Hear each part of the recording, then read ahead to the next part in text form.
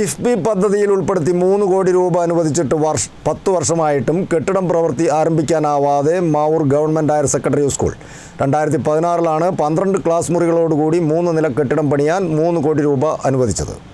Mavoor government higher secondary സ്കൂളിലാണ് കെട്ടിട നിർമ്മാണം പ്രതിസന്ധിയിലായിരിക്കുന്നത്. ഹൈസ്കൂൾ വിഭാഗത്തിന് 12 ക്ലാസ് മുറികളോടുകൂടി 3 നില കെട്ടിടം പണിയുന്നതിന് കിഫ്ബി പദ്ധതിയിൽ ഉൾപ്പെടുത്തി 3 കോടി രൂപ അനുവദിച്ചിട്ട് 10 വർഷമായെങ്കിലും നിർമ്മാണ പ്രവൃത്തി ഇനിയും ആരംഭിക്കാനായിട്ടില്ല. 2016 3 കോടി രൂപ അനുവദിച്ചത്. പ്ലാനും സ്കെച്ചും ഡിസൈനും മറ്റ് നടപടിക്രമങ്ങളും പൂർത്തിയാക്കി.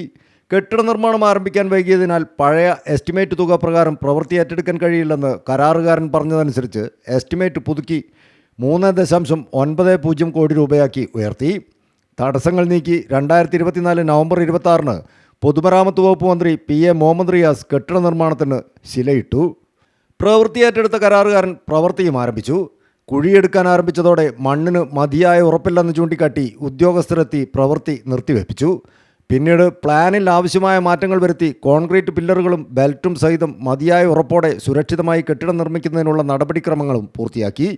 പ്രവൃത്തി വീണ്ടും വൈകിയതിനാൽ എസ്റ്റിമേറ്റ് പുതുക്കി നൽകണമെന്നാണ് കരാറുകാരൻ്റെ ആവശ്യം.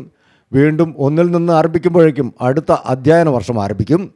സ്കൂളിൽ മതിയായ ക്ലാസ് മുറികളില്ലാത്തതിനാൽ അടുത്ത അധ്യയന വർഷം എങ്ങനെ ആരംഭിക്കുമെന്ന ആശങ്കയിലാണ് അധ്യാപകരും രക്ഷിതാക്കളും. സർക്കാർ തലത്തിൽ ഇക്കാര്യത്തിൽ അടിയന്തര നടപടിയുണ്ടായാൽ മാത്രമേ സ്കൂളിൽ പുതിയ കെട്ടിടത്തിൻ്റെ നിർമ്മാണം ആരംഭിക്കാനാകൂ. News bureau, Mavoor.